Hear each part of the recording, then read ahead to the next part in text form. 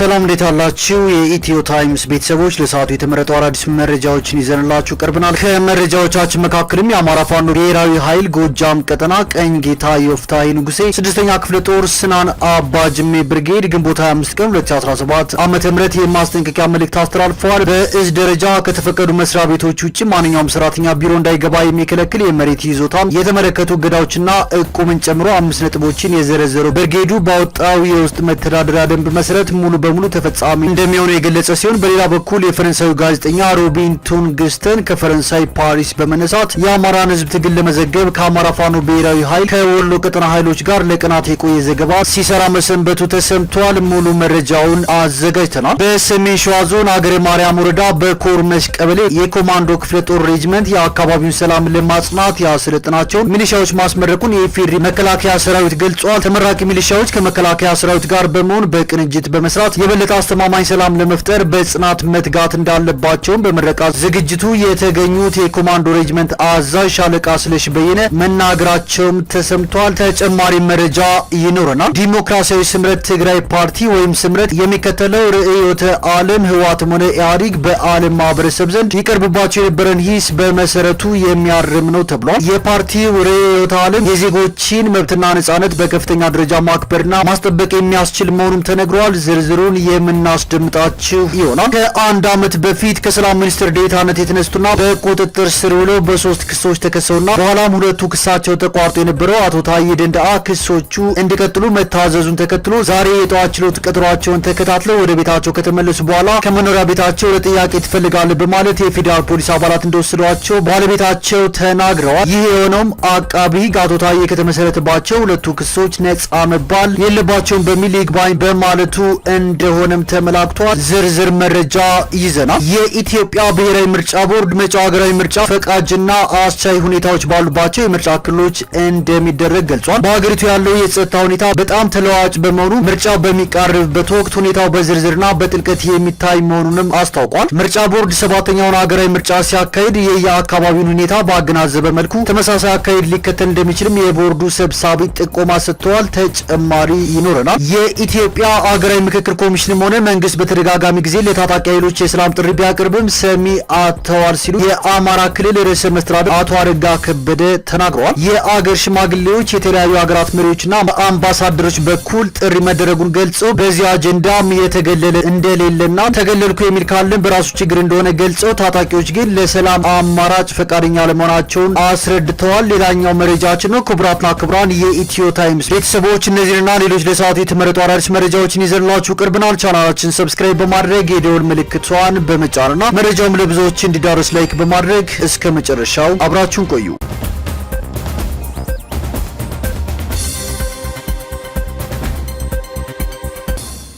መንግስት ተደጋጋሚ የሰላም ጥሪ እያቀረበ ቢሆንም ሰሚ አጥቷል ሲሉ የአማራ ክልል ርዕሰ መስተዳድር አረጋ ከበደ ተናገሩ። የኢትዮጵያ ሀገራዊ ምክክር ኮሚሽንም ሆነ መንግስት በተደጋጋሚ ጊዜ ለታጣቂ ኃይሎች የሰላም ጥሪ ቢያቀርብም ሰሚ አጥተዋል ሲሉ የአማራ ክልል ርዕሰ መስተዳድር አረጋ ከበደ ተናግረዋል። ርዕሰ መስተዳድሩ ለታጣቂ ኃይሎች በተለያየ መንገድ አሉኝ የሚሏቸውን አጀንዳዎች ከግጭት ወጥተው እንዲያቀርቡ ጥሪ መደረጉን ገልጸዋል። በክልሉ በተደረገው ምክክርም ባለድርሻዎች ለሆኑ ጥሪ አቅርበናል ያሉት አቶ አረጋም በርካታ አካላትም ጥሪውን ተቀብለው መሳተፋቸው ተናግረዋል። በዚህ አጀንዳ የተገለለ እንደሌለ አንስተው ተገለልኩ የሚል ካለም በራሱ ችግር እንደሆነ ገልጸዋል። በኢትዮጵያ ችግር በግጭት የሚፈታበት ጊዜ አብቅቷል ሲሉ አንስተው በምክክር የመፍታት ባህል ማዳበር እንደሚያስፈልግም አሳስበዋል። ታጣቂ ኃይሎች ሀሳብ ካላቸው ወደ ምክክር በመምጣት መወያየት አጀንዳውን መስጠት ይችላሉ ሲሉም ተናግረዋል። ለታጣቂ ኃይሎች ተደጋጋሚ የምክክር ጥያቄ የሚቀርብ በመሆኑ መንግስት ለመነጋገር ስላለው ቁርጠኝነት የአማራ ክልል ርዕሰ መስተዳድር አረጋ ከበደ ሲናገሩ ለጠቅላይ ሚኒስትሩ በአማራ ክልል መንግስት እንዲሁም በኮሚሽኑ በኩል ተደጋጋሚ ጥሪ ቀርቧል ብለዋል። ታጣቂዎች ለሰላም አማራጭ ፈቃደኛ አይደሉም የሚሉት ርዕሰ መስተዳድሩ የኢትዮጵያ መንግስት ብሎም የአማራ ክልላዊ መንግስት ለሰላም አማራጭ በሩ ክፍት ነው ብለዋል። በሀገር ሽማግሌዎች፣ በተለያዩ ሀገራት መሪዎችና አምባሳደሮች በኩል ጥሪ መደረጉንም ገልጸው ቁጭ ብሎ ለመወያየት ብሔራዊ ምክክር ኮሚሽን እድል ሰጥቶናል ሲሉም ተናግረዋል። መጪውን ሀገራዊ ምርጫ ፈቃጅና አስቻይ ሁኔታዎች ባሉባቸው አካባቢዎች ለማድረግ ዝግጅት እያደረገ መሆኑን ምርጫ ቦርድ ገለጸ። የኢትዮጵያ ብሔራዊ ምርጫ ቦርድ መጪው ሀገራዊ ምርጫ ፈቃጅና አስቻይ ሁኔታዎች ባሉባቸው የምርጫ ክልሎች እንደሚደረግ ገልጿል። በሀገሪቱ ያለው የጸጥታ ሁኔታ በጣም ተለዋዋጭ በመሆኑ ምርጫው በሚቃረብበት ወቅት ሁኔታው በዝርዝርና በጥልቀት የሚታይ መሆኑንም አስታውቋል። ቦርዱ ይህንን ያስታወቀው የ7ኛው ሀገራዊ ምርጫ ቅድመ ዝግጅትና ተያያዥ ጉዳዮችን በተመለከተ ዛሬ ሰኞ ግንቦት 25 ቀን 2017 ዓ.ም በአዲስ አበባ ስካይላይት ሆቴል ለጋዜጠኞች በሰጠው መግለጫ ነው። የቦርዱ ሰብሳቢ ሜላትወርቅ ኃይሉ ምርጫን ለማድረግ በየአካባቢዎቹ አስቻይ ሁኔታ መኖር የግድ አስፈላጊ እንደሆነ በዚሁ መግለጫ ላይ አመልክተዋል። በ6ኛው ሀገራዊ ምርጫ ቦርዱ በሁሉም አካባቢ ምርጫ አካሂዳለሁ ብሎ ነው ያቀደው። አሁንም በሁሉም አካባቢ ምርጫ እናደርጋለን ብለን ነው የምናቀደው ሲሉ ሜላትወርቅ ለጋዜጠኞች ተናግረዋል። በሰኔ 2013 ዓ.ም በተካሄደው 6ኛው ጠቅላላ ምርጫ የህዝብ ተወካዮች ምክር ቤት ካሉት 547 መቀመጫዎች ውስጥ 102 በሚሆኑት ላይ ምርጫ አልተካሄደም። ከነዚህ መቀመጫዎች ውስጥ 38ቱን ሊይዙ የሚገባው የትግራይ ክልል ተመራጮች የነበሩ ቢሆንም በወቅቱ በክልሉ ጦርነት እየተካሄደ ስለነበር ምርጫው ሳይካሄድ ቀርቷል። በዚህም ምክንያት የትግራይ ክልል ባለፉት 4 ዓመታት በፓርላማ ውስጥ ተወካዮች የሉትም። የአማራና የኦሮሚያ ክልል የተወሰኑ አካባቢዎች እንደዚሁ በጦርነትና በግጭት ውስጥ በመቆየታቸው የፓርላማ ተወካዮቻቸውን ለመምረጥ በአካባቢያቸው ምርጫ ማድረግ አልተቻለም። በቤኒሻንጉል ጉሙዝ ክልል 9 የተወካዮች ምክር ቤት ወንበሮችን ጨምሮ አዲስ መንግስት ለመመስረት የሚያስችሉ የቀሪ የክልል ምክር ቤት መቀመጫዎች ምርጫ የተካሄደው 2 ዓመት ዘግይቶ ነበር።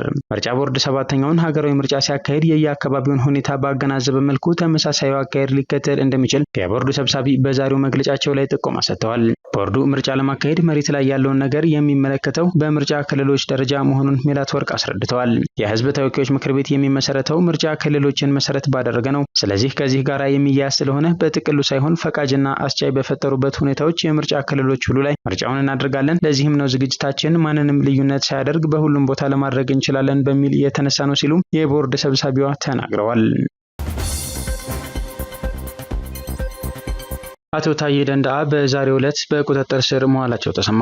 አቶ ታዬ ደንደአ በፌዴራል ከፍተኛ ፍርድ ቤት በመዝገብ ቁጥር 321683 ሐምሌ 30 ቀን 2016 ዓ.ም በዋለው ችሎት ቀርቦባቸው በነበረው 2 ክሶች መከላከል ሳያስፈልጋቸው በነጻ የተሰናበቱ መሆኑ ይታወሳል። ይሁን እንጂ በህገ ወጥ የጦር መሳሪያ መያዝ ወንጀል እንዲከላከሉ ተብለው የመከላከያ ማስረጃዎቻቸውን በዋስ በመሆን እያሰሙ በቀጠሮ ላይ የሚገኙ መሆኑ ይታወቃል። ይሁን እንጂ አቃቢ ህግ ነጻ በተባሉበት 2 ክሶች የከፍተኛ ፍርድ ቤት የሰጠውን ውሳኔ በመቃወም ይግባኝ በመጠየቅ በፌዴራል ጠቅላይ ፍርድ ቤት 2ኛ ወንጀል ይግባኝ ችሎት ሲከራከር ቆይቶ ይግባኙ ተቀባይነት አግኝቶ አቶ ታዬ ደንደአ ለአቃቢ ህግ ይግባኝ አቤቱታ ላይ መልስ እንዲሰጡ ከተደረገ በኋላ ግራቀኙን ሲያከራክረው የቆየው የፌዴራል ጠቅላይ ፍርድ ቤት 2ኛ ወንጀል ይግባኝ ችሎት ግንቦት 25 ቀን 2017 ዓ.ም በዋለው ችሎት የከፍተኛ ፍርድ ቤት የሰጠውን በነጻ የማሰናበት ብይን በመሻር በወንጀለኛ መቅጫ ህግ ስነ ስርዓት ቁጥር 142/1 መሰረት ነጻ የተባለባቸውን ውሳኔ በመሻር ሊከላከል ይገባል ብሎ ወስኗል።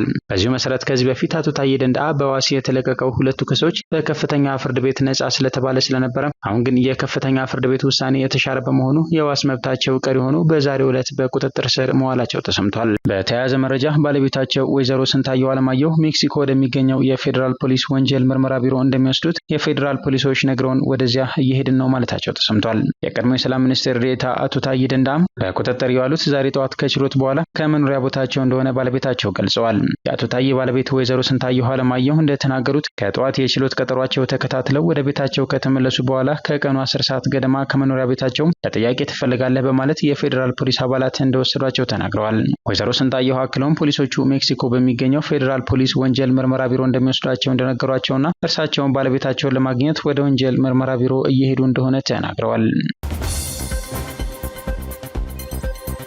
የፈረንሳዩ ጋዜጠኛ ሮቢን ቱንግስተን ከፈረንሳይ ፓሪስ በመነሳት የአማራን ህዝብ ትግል ለመዘገብ ከአማራ ፋኖ ብሔራዊ ኃይል ከወሎ ቀጠና ኃይሎች ጋር ለቀናት የቆየ ዘገባ ሲሰራ መሰንበቱን ጋዜጠኛ ምኒልክ ፋንታውን ዘግቧል። ምኒልክ ፋንታውን አክሎም ከፈረንሳይ ድረስ በመምጣት የህዝባችንን ትግል ለዓለም ለማድረስ ላደረገው ስራ ልባዊ ምስጋናና ጥልቅ አድናቆት አቀርባለሁ ብሏል። የምንከተለው ርዕዮተ ዓለም ህወሓትም ሆነ ኢህአዴግ በዓለም ማህበረሰብ ዘንድ ይቀርብባቸው የነበረ ትችትን ከመሰረቱ የሚያርም ነው ሲሉ ፕሮፌሰር ክንደያ ገብረ ህይወት ተናገሩ። ዴሞክራሲያዊ ስምረት ትግራይ ፓርቲ ስምረት የሚከተለው ርዕዮተ ዓለም ህወሓትም ሆነ ኢህአዴግ በዓለም ማህበረሰብ ዘንድ ይቀርብባቸው የነበረ ሂስን ከመሰረቱ የሚያርም ነው ሲሉ የፓርቲው የውጭ ግንኙነት አስተባባሪና የቀድሞው የጊዜያዊ አስተዳደር አመራር ፕሮፌሰር ክንደያ ገብረ ህይወት ተናገሩ።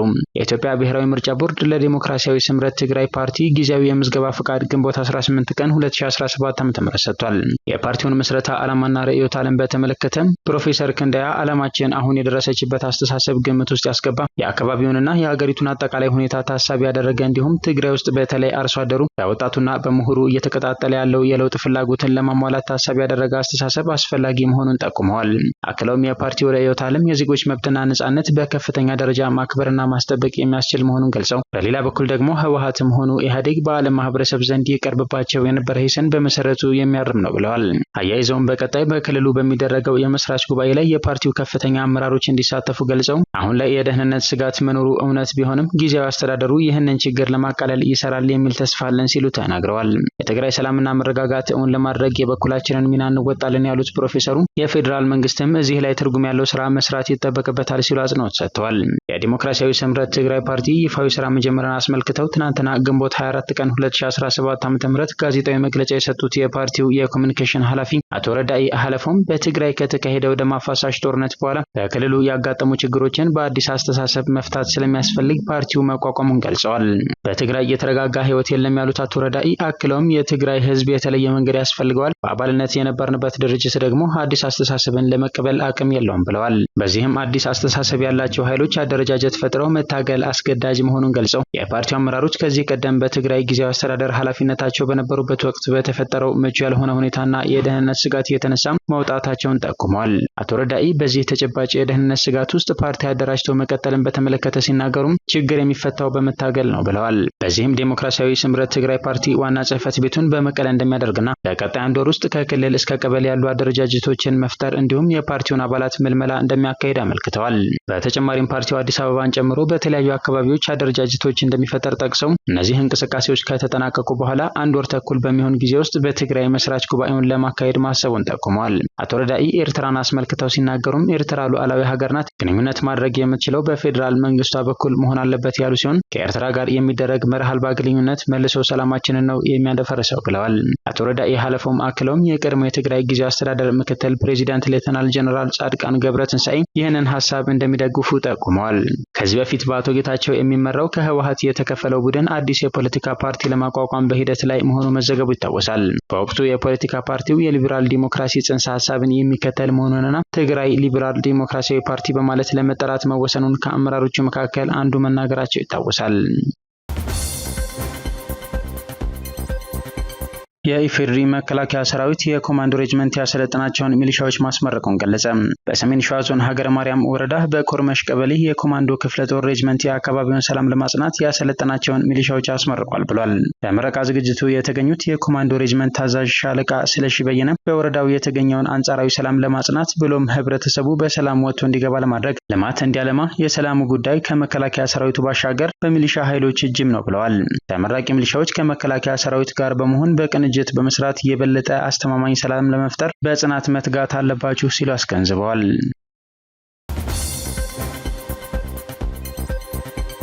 የአማራ ፋኖ ብሔራዊ ኃይል በጎጃም ቀጠና ቀኝ ጌታ ዮፍታይ ንጉሴ 6ኛ ክፍለ ጦር ሰናን አባጅሜ ብርጌድ ግንቦት 25 ቀን 2017 ዓ.ም የማስጠንቀቂያ መልእክት ሰጥቷል። አንደኛ፣ በእዝ ደረጃ ከተፈቀዱ መስሪያ ቤቶች ውጪ ማለትም ባንክ፣ ጤና ጣቢያ፣ መብራት ኃይል፣ ውሃ፣ ግብርናና የመንገድ ፕሮጀክት ተቋራጮች ውጪ ማንኛውም ሰራተኛ መስሪያ ቢሮ እንዳይገኝ እንዳይገባ ዛሬም በድጋሚ አስታውቆ ይህንን መምሪያ ተላልፎ በተገኘ ማንኛውም አካል ላይ የማያዳግም እርምጃ እንደሚወስድ ገልጿል። ሁለተኛ፣ ለአገዛዙ ስርዓት ተገዢ ሆኖ ወይም ለስርዓቱ ምቹ ሁኔታ ለመፍጠር አስተዳደራዊና ፖለቲካዊ ጥግ ይዞ የተገኘ አካል ላይ የማያዳግም እርምጃ እንደሚወስድ የገለጸ ሲሆን መግለጫው ከተሰጠበት ቀን ጀምሮ ተገደን ነው የፈጸምነው የሚሉ ምክንያቶች ተቀባይነት የሌላቸው መሆኑንና ለዚህ ሰለባ ላለመሆን ከተማ ለቀው ቢወጡ ተቃውሞ እንደሌለው ገልጿል። ሶስተኛ፣ የመሬት ነክና ተያያዥ ጉዳዮችን በቀጣይ በፋኖ ተቋማዊና መዋቅራዊ መምሪያ ይታያሉ ያለ ሲሆን በዚህ ዙሪያ ማንኛውም ግለሰብ መሬት ከነበረው ይዞታና አጠቃቀም ውጪ የማይጨምር ወይም የማይቀንስ መሆኑንና በሌላ በኩል አማጋ የገፋና ቤት አማጋ ላይ የሰራ እንዲሁም መንገድ የዘጋ ብርጌዱ አስፈላጊውን እርምጃ ከወዲሁ እንደሚወስድ አስጠንቅቋል። አራተኛ፣ ወቅቱንና የሰላም መደፍረስን ሽፋን በማድረግ ልዩ ልዩ የማጭበርበሪያ ሰነድ ያዘጋጀ ወይም የግል ሀብትንም ይሁን የጋራ ሀብቶችን የሽያጭ ጨረታ ያደረገ ያዋለ የተጠያቂነት አሰራር የሚሰፍን መሆኑንና ትግሉ ከተጀመረ ጊዜ አንስቶ ቤት፣ ቦታና የሊዝ መሬቶች ጨረታና ሽያጭ የታገደ መሆኑንና የሸጠ ወይም የገዛ ካለ ተቀባይነት የሌለው መሆኑን አስረድቷል። በአምስተኛ ደረጃም የአማራ ፋኖ ብሔራዊ ኃይል በሰጠው አቅጣጫ መሰረት እቁብ መጣል ይሁን ማስጣል በወረዳው የገጠር ቀበሌዎችና ገበያ ከተማ የማይቻል ስለመሆኑ ይህንን ተላልፎ የተገኘ አካል 50 ሺህ ብር ቅጣት ተቀጥቶም ዕቁቡን የሚያቆምና በዚህ ገደብ ያልተቆጠበ ሀብት ንብረቱ የሚታገድ መሆኑን በአጽንኦት አሳስቦ በአጠቃላይ ከተራ ቁጥር 1 እስከ 5 የተዘረዘሩት ነጥቦች ብርጌዱ ባወጣው የውስጥ መተዳደሪያ ደንብ መሰረት ሙሉ በሙሉ ተፈጻሚ እንደሚሆኑ ገልጿል። ንብረቴን አሳገደችብኝ በማለት ሚስቱን በስለት ወግቶ በመግደል ልጁ ላይ ደግሞ ጉዳት ያደረሰው ግለሰብ በእስራት ተቀጣ። ከባለቤቱ ጋር በተፈጠረ አለመግባባት ንብረቴን አሳገደችው በማለት ሚስቱን በመግደል ልጁ ላይ ጉዳት ያደረሰው ግለሰብ በእስራት ተቀጥቷል። በአርሲ ዞን ሙኔሳ ወረዳ ቆማ ጀቦ አካባቢ ተወልዶ ያደገው ሸዋንዳኝ በአካባቢው ባለው ትምህርት ቤት ተምሮ የሁለተኛ ደረጃ ትምህርት ላይ ሲደርስ የንግድ እንቅስቃሴ ጀምሮ እንደነበር ተገልጿል። ተከሳሹ ትዳር ለመመስረት ተዘጋጅቶ ደሮ ሌንጂሶ የተባለች ለአካባቢው ልጅ ሽማግሌ ልኮ ትዳር መስርቶ አንድ ልጅ ማፍራት ችሏል። ይሁንና ግን በመካከላቸው ገንዘብና ንብረቶችን ከኔ ይደብቃል ያሸሻል በሚል አለመግባባት እየተፈጠረ እንደነበር ተገልጿል። ችግራቸው በሽማግሌዎች ቢታይም መቋጫ ባለማግኘቱ ጉዳዩ ወደ ፍርድ ቤት ሲያመራ ሚስት የባል ቋሚና ተንቀሳቃሽ ንብረቶች፣ የባንክ አካውንትና ሌሎች በባል ስም የነበሩ የተዛወሩ ንብረቶች በሙሉ በፍርድ ቤት ትዕዛዝ እንዲታገዱ ታደርጋለች። በዚህ የተበሳጨው ባል ታህሳስ 12 ቀን 2017 ዓ.ም ከቀኑ 7 ሰዓት ላይ ሚስት ከልጇ ጋር አብረው እየተጓዙ ያለ ባል በስለታም ጦር ማንም እንዳያየው ከዛቢያው ካወጣ በኋላ ከጃኬቱ ውስጥ ደብቆ በመያዝ የሚስቱን የተለያየ የሰውነት ክፍል በመውጋት ጉዳት ሲያደርስ ልጁ ላይ ደግሞ ከጀርባዋ ደጋግሞ በመውጋት ጉዳት አድርሶባታል። የአካባቢው ሰዎችም ድርጊቱን ወዲያው ለፖሊስ በማሳወቃቸው እናትና ልጅ ወደ ጤና ተቋም ተልከው የድርጊቱ ፈጻሚ በቁጥጥር ስር ይውላል። ይሁን እንጂ እናት ለሳምንታት ከፍተኛ የሕክምና ክትትል ሲደረግላቸው ቆይቶም ታህሳስ 19 ቀን 2017 ዓ.ም ህይወቱ አልፏል ተብሏል። ፖሊስም አስፈላጊውን ማስረጃ በማሰባሰብ የምርመራ መዝገቡን ለአቃቢ ሕግ ያላከ ሲሆን አቃቢ ሕግም በወንጀል ሕግ ቁጥር 539 በከባድ የሰው መግደልና አካል ማጉደል ክስ ይመሰረትበታል። በአቃቢ ሕግ የተመሰረተውን ክስ ሲከታተል የቆየው የአርሲ ዞን ከፍተኛ ፍርድ ቤት ግንቦት 13 ቀን 2017 ዓ.ም በዋለው ችሎት ተከሳሽ ሸዋንዳኝ ሳፎ የፈጸመው ወንጀል ሰውን ለመግደል አስቀድሞ በማሰብ በመዘጋጀት ድምፅ አልባ መሳሪያ በመጠቀም የፈጸመው የግድያ ወንጀል በተለይ በልጁ እናትና በራሱ ልጅ መሆኑ ጭካኔውን፣ ነውረኛነቱንና አደገኛነቱን የሚያሳይ በመሆኑ በ18 ዓመት እስራት እንዲቀጣ የወሰነበት መሆኑን የአርሲ ዞን አቃቢ ሕግ የተለያዩ ወንጀሎችና የነፍስ ግድያ ምርመራ ክፍል አመላክቷል። ቢል ጌትስ አፍሪካን በዘላቂነት ለመደገፍ የሚደረገውን ጥረት አግዛለሁ አሉ። ከዓለማችን ቁንጮ ባለጸጋው አንዱ የሆኑት ቢል ጌትስ የአፍሪካን ዘላቂ ድጋፍና ዓለም አቀፍ አጋርነት ለማጠናከር የሚደረገውን ጥረት እንደሚደግፉ ቃል ገብተዋል።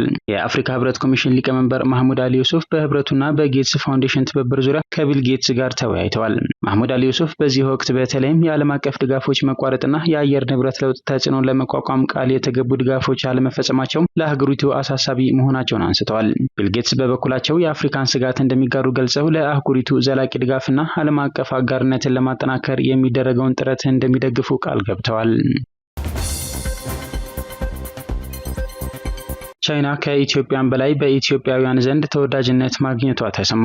በአዲስ አበባ ታሪካዊ የአፍሪካ አዳራሽ ይፋ በተደረገው አዲስ የአፍሪካ ምርጥ ብራንዶች ሪፖርት መሰረት ቻይና በኢትዮጵያ ውስጥ እጅግ ተወዳጅ ሀገር በመሆን ኢትዮጵያን ራሷን ጭምር በልጣለች። ይህ ጥናት የውጭ ሀገራት ተጽዕኖንና የሀገር ውስጥ ብራንዶች የሚያጋጥሟቸውን ተግዳሮቶች የሚያመላክት ነው ተብሏል። በ31 ሀገራት በተካሄደው የብራንድ አፍሪካ ጥናት ኢትዮጵያውያን ከሚያደንቋቸው ሀገራት ዝርዝር ውስጥ ቻይና ቀዳሚ ስትሆን ኢትዮጵያ፣ ሩሲያ፣ ዩናይትድ ስቴትስ እና የተባበሩት አረብ ኤሚሬትስ ይከተሏታል። ወግ አጥባቂው ፖለቲከኛ በፖላንድ ፕሬዚዳንታዊ ምርጫ አሸነፉ። ሁሉም የመራጮች ድምጽ ቆጠራ መጠናቀቁን ተከትሎ የቀኝ ክንፍ ፖለቲከኛና የታሪክ ምሁር የሆኑት ካሮል ናውሮኪ የፖላንድ ፕሬዚዳንት ሆነው መመረጣቸውን የመንግስት ምርጫ ኮሚሽን አስታውቋል።